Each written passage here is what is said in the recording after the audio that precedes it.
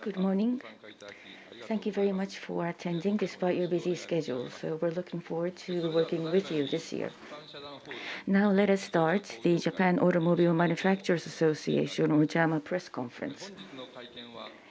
Today's press conference, from the viewpoint of COVID countermeasures, will be held online.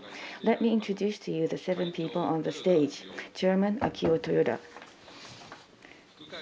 Vice Chairman Toshihiro Mibe. Vice Chairman Yoshihiro Hidaka. Vice Chairman Masanori Katayama. Vice Chairman Seiichi Nagatsuka. Vice Chairman-elect Makoto Uchida. Vice Chairman-elect Toshihiro Suzuki. Good morning. These are the 7 people attending this conference. Now, the chairman, Mr. Toyoda, will say a few words. My name is Toyoda. It is already 1 month since the start of the new year. We have already been living with COVID for 3 years. The variant is now spreading quickly. I would like to thank the healthcare professionals and all those working hard to keep the economy and society going. And now, due to parts shortage and COVID, new car delivery lead time is longer than usual.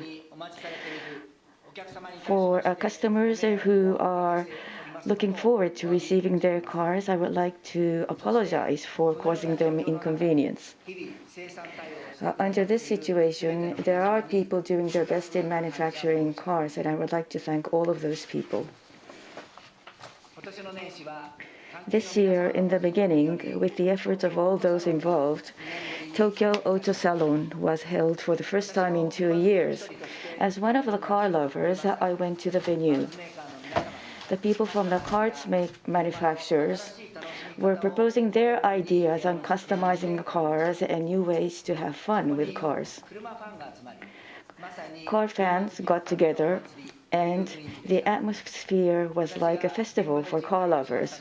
What I felt at the Gemba, or the venue, was that the car industry is about many friends and partners connecting to each other and supporting each other. And cars are fun. Even when times change, we create a fun future. If we do it together, we can enjoy the process. Being there and realizing that important basics are new, I started the new year. At the first BOD meeting this year, we had a discussion on the priorities of the auto industry this year. We are aiming to contribute to creating a society where everybody is happy through automobiles. For that purpose, we set these priorities: actions for growth, employment, and income distribution, tax revision, carbon neutrality, mobility evolution through CASE, and creating automobile industry funds. And the backbone of all these is growth and income distribution. Next month, the spring labor management negotiations will take place. Growth and distribution is the centerpiece of Prime Minister Kishida's policies, so let me give you my views on this point. So far, the auto industry has been returning to and distributing to all stakeholders. In the 2 years under COVID, employment increased by 220,000, and if the annual salary of these people is 5 million, that means the households have received an additional 1.1 trillion yen. The recent average annual wage increase is 2.5%, which is the highest of all industries. Car manufacturers paid a total of 10 trillion in the 12 years, and shareholder return was 11 trillion. And it's not just the employees. I mean, we have been providing continuous return to a wide range of stakeholders, including our partners and shareholders. In order for us to stretch the scope of our return, we need to continue to grow the fund for doing that profit. We need to grow. We need to grow not so that a handful of people monopolizes wealth, but to bring smile to everyone by widely disseminating the profit, the fruit of the growth. So how are we going to achieve the growth? After the collapse of bubble economy in 1990s, Japanese economy has continuously been stagnant. Uncertainty and deflation has caused the various different assets owned by people, financial asset and personal savings, to be very stagnant. We need to activate these stagnant assets. So in the case of automotive industry, we need to speed up the turnover of ownership. In Japan, there are 80 million units in operation, cars driving around the nation. The average years of ownership is becoming longer and longer. So right now, people own a car for the average of more than 15 years. If we can shorten this to 10 years, the market, automotive market in Japan is going to grow from 5 million a year to 8 million units a year. If we can do that, that is going to bring additional 7.2 trillion yen revenue to the industry, brings new employment, and make the money flow across the value chain. It's going to lead to additional tax income of 2.5 trillion yen, which is worth 1% a raise in the consumption tax. And I'm not just talking about automotive industry.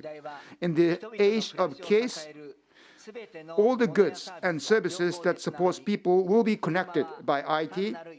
In that sense, car will not just be a mere means of transportation anymore.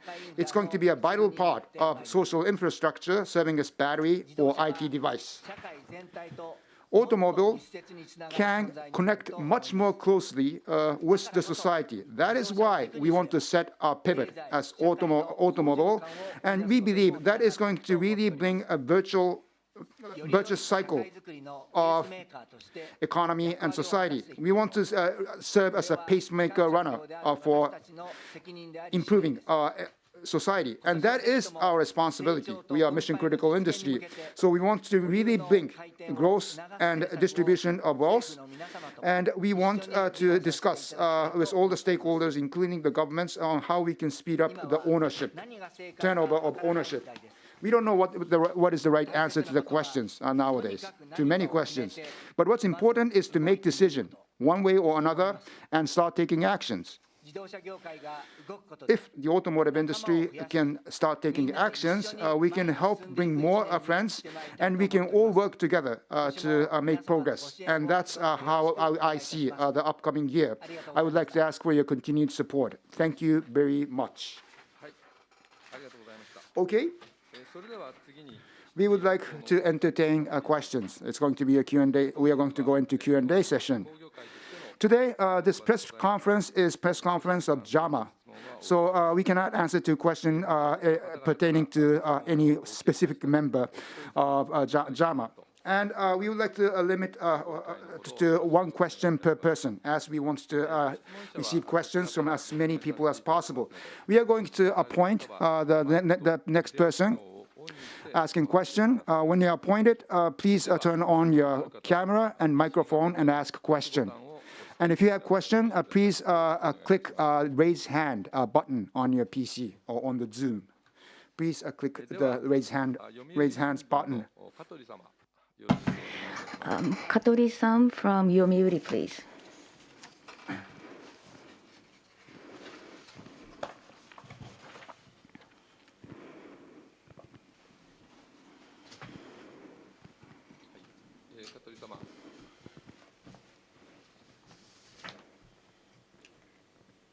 Mr. Katori? My name is Katori from Yomiuri. You talked about the 5 priorities for this year. Last year, you established a new organization with the vice chairman. And of the 5 priorities, How will you divide the roles and responsibilities between the chairman and vice chairman? First, last year, we reported to you a new JAMA structure, chairman, vice chairman. And the characteristic of this structure is passenger cars, heavy-duty mini cars, and motorcycles. We will have vice chairman for all these different categories. And we will not just focus on passenger cars. We will look at mobility as a whole. Heavy-duty mini car, motorcycle, passengers will all be covered. And that was a major turning point. And as a priority, we set for ourselves 5 items. And it used to be that each of these priorities were addressed one by one. For example, for tax revision,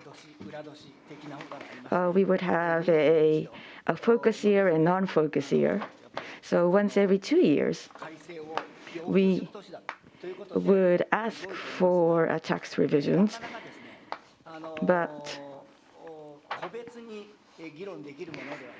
these are things that should not be discussed individually. We should have one backbone priority, and these 5 priorities will lead to creating a new society, and the auto industry is to become a pace setter for that end. The auto industry is going to take action. For carbon neutrality, once we have a target, what path will we follow to achieve that target? And what will be the milestones that we have to pass through? And those will be shown, and we will think as we take action. And we have more for discussion than before. I'm not saying that everything that the auto industry says is correct. Whatever we say, people tend to interpret that with a mindset of a conflict or competition. We have 5.5 million people in the auto industry, and they're also supporters of the industry. And we want to create a future together. So in order to do that, rather than just jumping to a solution, we will look at the facts, the reality, and we want to make sure that over the medium and long term, everybody can put a smile on their face. We will think together so that we can realize that. So that is the important positioning of these 5 priorities. Thank you very much. Thank you very much.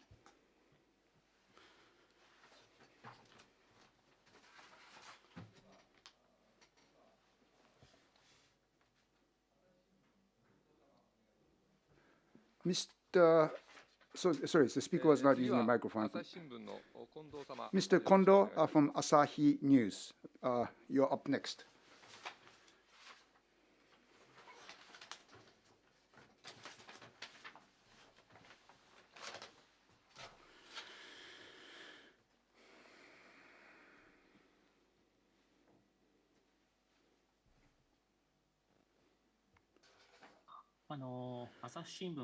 This is Kondo speaking from Asahi News.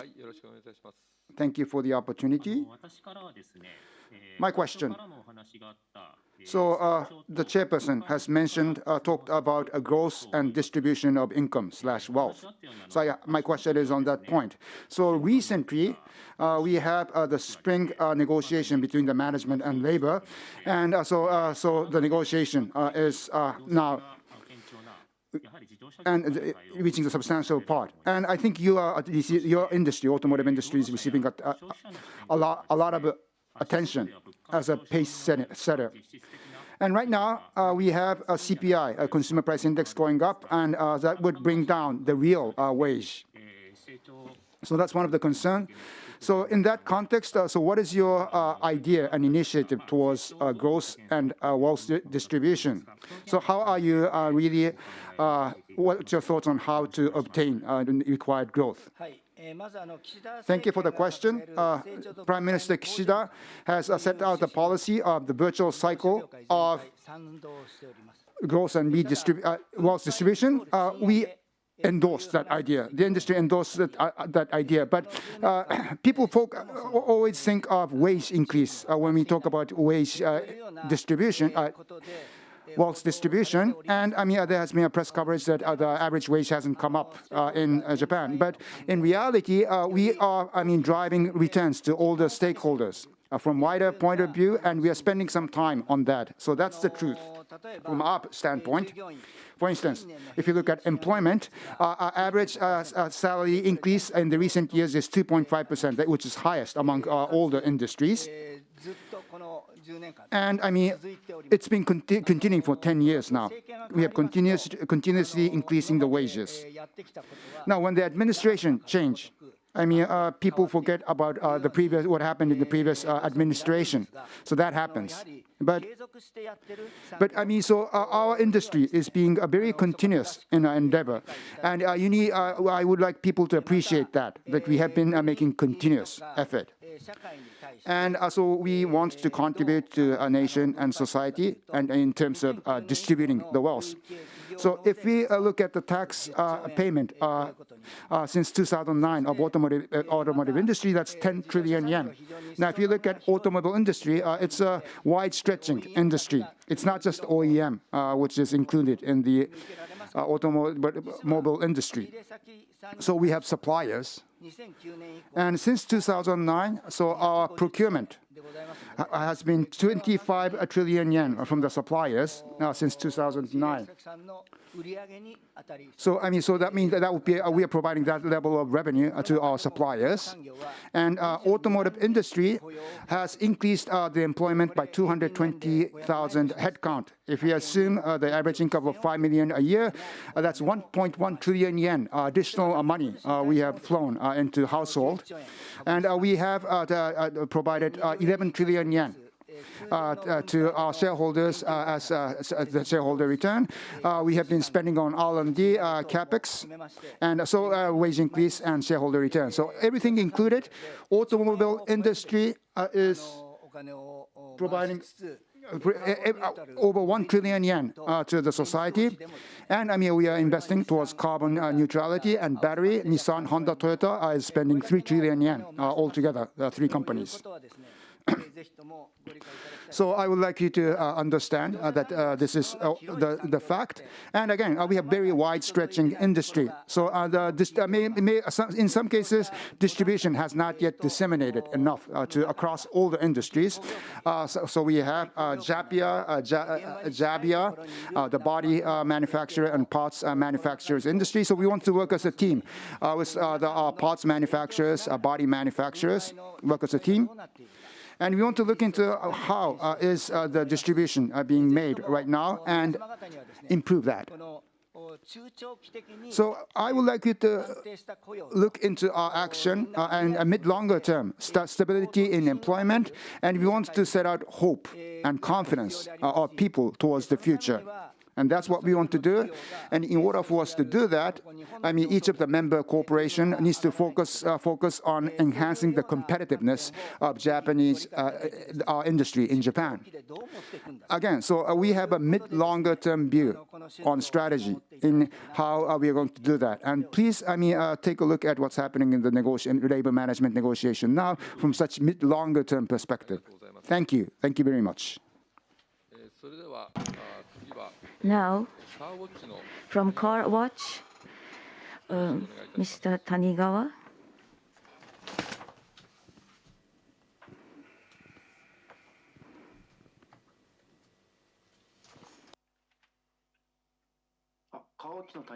My name is Tanigawa from Car Watch. Can you hear me? I have one question. Mr. Toyoda talked about creating fans of the auto industry. Mr. Toyota at the auto salon. Well, actually, I was with him for half the time, but you went to almost all the places, and you must have felt things at the venue. And you mentioned that you were having fun with your friends. At JAMA, how do you intend to create fans of the auto industry? As you know, we have motorcycles, heavy-duty vehicles, mini cars, and passenger car manufacturers at JAMA. So for motorcycles, Mr. Hidaka will talk about that. So for heavy-duty vehicles, what kind of initiatives? Mr. Katayama will talk about it. And for mini cars, Mr. Suzuki will talk about their plans. My name is Hidaka, chairman of the Motorcycle Committee. Last year, for the calendar year 2021, compared to the previous year, we achieved 113%, which is the highest in the past 10 years. Motorcycle type 1, type 2, a small motorcycle, mini cycle, we achieved a very high growth, and everybody was trying to avoid crowded places in traveling or enjoying leisures, and they saw the contribution or role that the motorcycles can play there.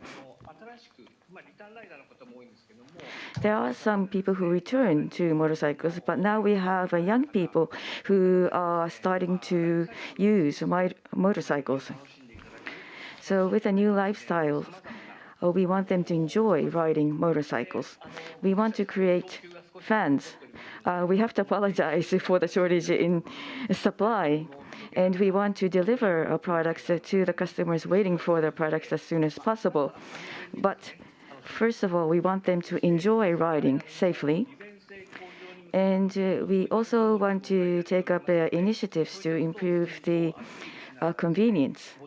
We will appeal to fans on these points through motorcycles and exhibitions for motorsports events and exhibitions. We would like to more frequently send out information. Each motorcycle company has a variety of initiatives, so we want to create an information portal so that the riders can access at one click to all those initiatives at various companies. So we want to be more active. That is all from my side.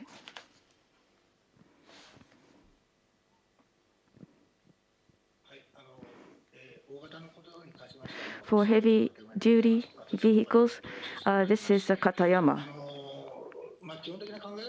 So basically, the basic thinking is very similar to what Mr. Hidaka mentioned for motorcycles. For heavy-duty vehicles, we want to promote the understanding of as many people as possible so that we can create more fans. We have 5.5 million people involved in the car industry. So these are the people closest to us. So through trucks, how can we make people understand trucks? The shortage of drivers. Drivers are making a major contribution to society. They play an important role. So understanding the role of the drivers, I hope we can communicate through the shortage of drivers. For the 5.5 million people, we want others to understand as deeply as possible. And for the general public,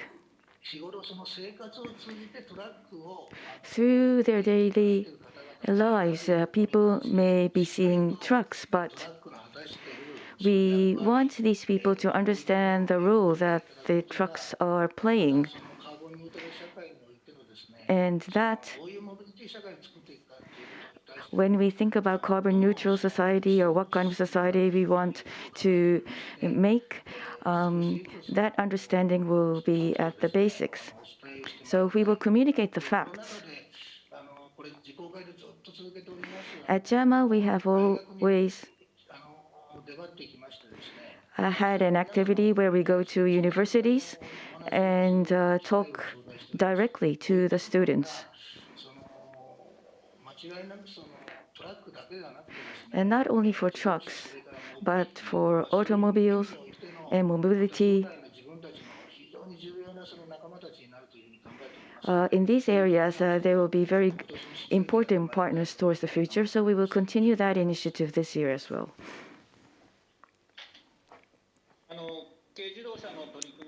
For mini cars, myself as Suzuki would like to answer. The biggest point is to support the mini car market, but under COVID, it's very difficult to hold these events, but we will take measures to avoid crowded places. And we are trying to gradually return to normal. We will collect, we have already started a homepage to send out information on the mini car market. And we also have initiatives to revitalize the local regions. So we will have JAMA support these initiatives. This mini car market started in Shizukuishi and in Iwate Prefecture, and now it is more nationwide. Just for the larger ones, we already had the event in more than 100 locations. And through these initiatives, we are hoping to support and contribute to the revitalization of the local community. So we will continue the mini car market. Thank you. Now, mini cars, motorcycles, heavy-duty vehicles, we have a vice chairman for each of these different categories. So all these people are leading the auto industry. So the people at the top, like us, will have to look at the reality and look at why we are at a current situation. In order to understand the facts or reality, we are thinking of establishing a task force. So we'd like to ask Mr. Uchida to talk about that. This is Uchida speaking. Like the chairperson has mentioned earlier, so initiatives for carbon neutrality. So we are determining what we need to do, but we have to set pace at what speed we want to get there. And I mentioned this earlier as well. We have to go over the silos of corporations. We have to go. This should be a cross-industry effort. And I wanted fresh feedback, opinions from younger generation that goes across the boundary of corporate organization. And you want to really drive that. That's why we have proposing to set up a task force team.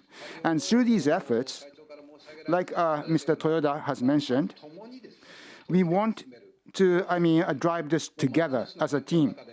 And we can't afford to wait or be stagnant. We need to accelerate the effort.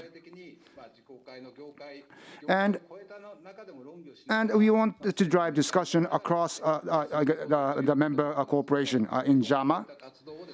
So yes, this task force will be leading the process in JAMA, and that's our expectation. Thank you very much. Okay, thank you. Next question from Newspicks, Mr. Kiyarashi.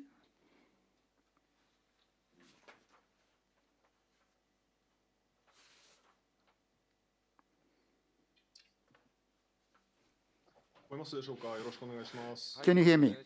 This is Kiyarashi speaking. The other day, so CES, Consumer Electronics Show, Sony has announced that they will be making a full-fledged entry to automobile industry, EV.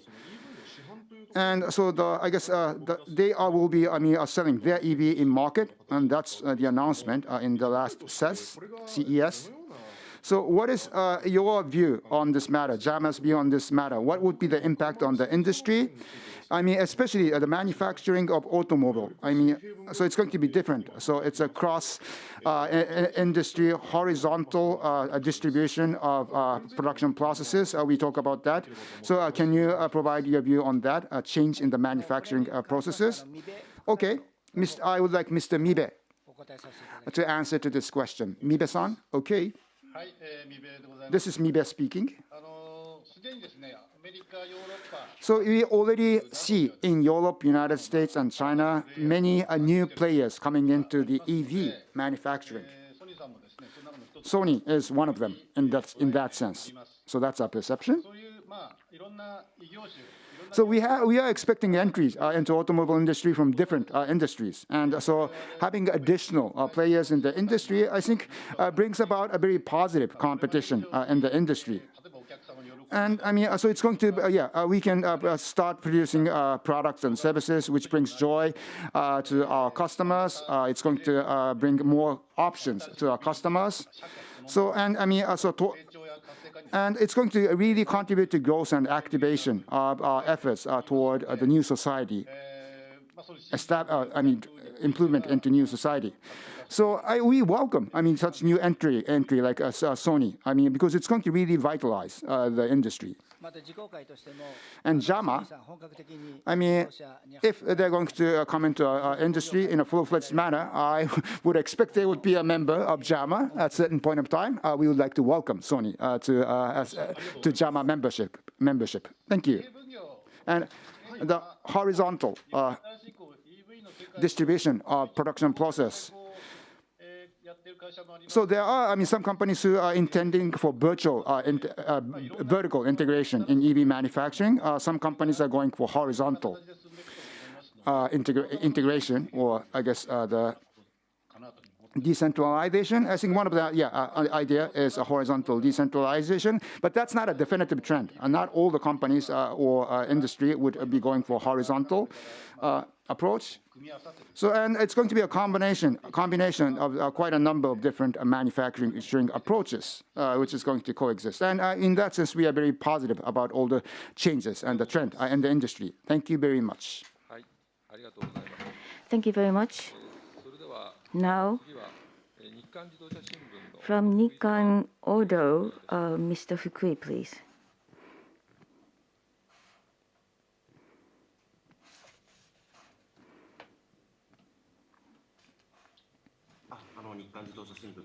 My name is Fukui from Nikkan or Daily Automobile. One of the priorities was about the automobile-related taxes. As Mr. Toyoda mentioned, this year is going to be the focus year, and the taxes were complex and the user's burden was very heavy. So zero-based review is something that JAMA has been insisting on. So in addition to this year, over the medium to long term, electrification is expected. So there will be a major change in the environment. And the ruling party's tax revision policy for this year talks about a medium to long term revision. So what is your future plans? So with environmental change, what would be the appropriate timing for a drastic overhaul of the automobile-related tax system? For the initiatives at JAMA, Mr. Nagatsuka will answer that question. So as the President mentioned, the Japanese users are paying the highest taxes, one of the highest taxes worldwide. And as we have continued to mention, there are a total of 9 different kinds of taxes, and 8.6 trillion is the amount of taxes that the Japanese users are paying per year. So the taxes on automobiles is very complex, so we want it to be simplified, and we want the consumer's burden to go down. So based on that assumption, based on the government policy, we are aiming at a drastic overhaul. From this year to next year, we are going to ask for a carbon neutral friendly revision or pathway to that revision. But in fiscal 2022, eco car taxes or green car system may expire. So while having future drastic changes in mind, we are hoping that the user's burden reduction will continue to be worked on. For the drastic overhaul, how many years is appropriate? It's very difficult to say, but a medium to long-term perspective is necessary. So the automobile tax system should contribute to carbon neutrality. In order to promote carbon neutrality, taking up the challenge of new technology is important. In that sense, it is very important to promote R&D. And this is something that the supply chain as a whole should work together on. So we want to work with relevant industries so that R&D related tax system is improved. For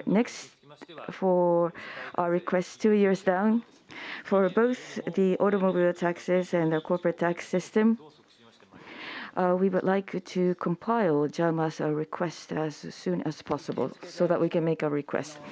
One additional point, I think you had a pie chart. 8.6 trillion in automobile taxes consists of 9 different types of taxes. The orange portion, the taxes on fuels, is where will be reduced when carbon neutrality is promoted.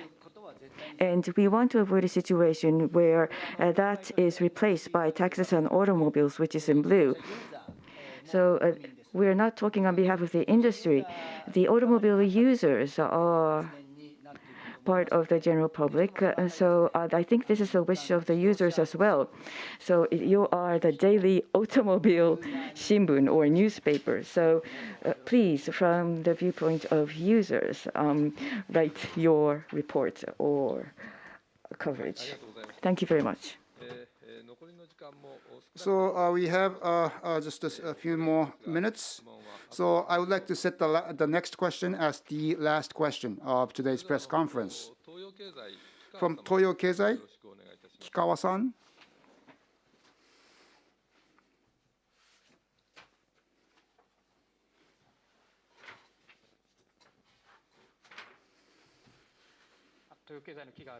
This is Kigawa speaking from Toyo Keizai. Can you hear me? Yes, we do hear you.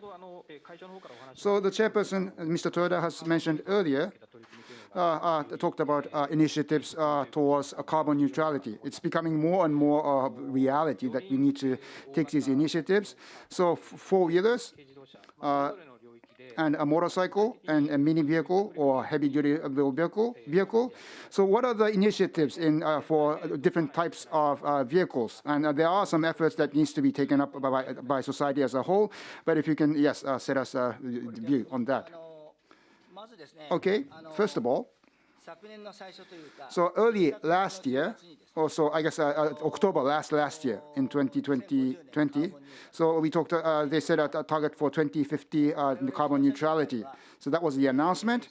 And since then, our industry, automotive industry, has sort of suffered because they only set the target for 2050, and we spent a year after the announcement to understand correctly and precisely understand what carbon neutrality really is. So we are focusing. So we are the users of energy among the value chain of energy, produce, use, and transport. So everyone is focusing on the users of energy, and that's the understanding of many. When we go for carbon neutrality, so this needs to go across the value chain, producing energy, transporting energies, and users. And all the stakeholders in this value chain need to work as a team. And the goal is carbon neutrality. You should not set, ICE, a vehicle, as an enemy. Carbon is the enemy. And there's many ways of climbing a mountain, if we can use the mountain climbing analogy for carbon neutrality. And we need to set out as many and wide range of options as possible to the users. And that's how the industry has been seeing the carbon neutrality, taking actions. We want it to be realistic, practical, and sustainable in our initiative towards carbon neutrality. So we've spent the last year, and with our effort, there's better understanding of what carbon neutrality is.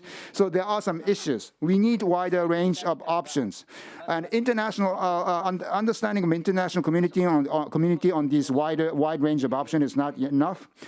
We have some energy issues, energy shortage of electricity. And this year, we have G7, G20, COP, G26, many different countries, and making a lot of discussions.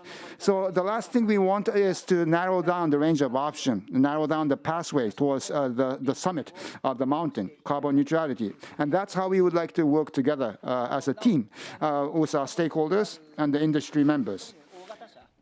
Carbon neutrality, so on heavy-duty vehicle or logistics. Mr. Katayama, if there's anything to add from your perspective, especially on hard, heavy-duty and logistic industry. This is Katayama speaking. Basically, I think Mr. Toyoda has made very good points, and I exactly agree to the view. It's a planet-scale project. It's the largest project since, in the human history. And in order for us to, make progress, we have to understand the reality and the users of our products, heavy-duty vehicles, trucks. And there are some consumers who are receiving a service as a result of the truck operating in logistic industry. So it's not just about converting truck from the diesel engine to fully electric battery EV. There's much more to that, and we need to really understand that. So, for instance, truck. So people see heavy-duty truck, and then we say we can use fuel cell technology, and for smaller truck we can go for BEV technology. So that's a very frequently heard discussion. But truck has purposes to serve. Is it going to transport goods, or is it going to work in the construction site? So different purposes of a truck and the different environment in which trucks operate. So there's a very wide range of application, the format of application for for trucks, and we need to adapt to that. And if we are going to set out the new mobility, society with the new mobility, the behavior of people in general is going to change. So again, we need to understand what is going on, what will be the change. And just to add to this, by 2030, so we have the target set for the emission from trucks. So we have to now look into how we are going to change the way we manufacture a vehicle to meet that target. And like I have mentioned, we can't just focus on truck. You have to look into wider range of options. So, and that's not something that only the heavy-duty the truck manufacturer has in Japan. We have technology from suppliers which we can tap into, and so we can lead the industry. We want to lead Japan, and we want to lead the world in setting out carbon neutrality in our industry, trucks and heavy-duty vehicles. Thank you. Katayama-san. So one of the recent trends, Chinese commercial vehicle is coming into Japan. That's one of the strengthening trend in Japan. So if you look into the ultimate transportation cost, the initial cost, investment on EV, because you can't, pay, some of the small, medium-sized logistic players can pay double the price for EV truck. So how can you enhance the cost competitiveness of Japanese commercial vehicle EV? So what is your strategy in doing that? Thank you for the question. Trucks.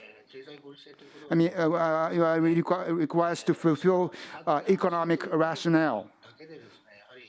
So, and the realistic option for the initial investment towards electrification, for instance. So we don't want exclusivity, but we should have the all Japan effort, for instance. We should set a standard for instance, the battery.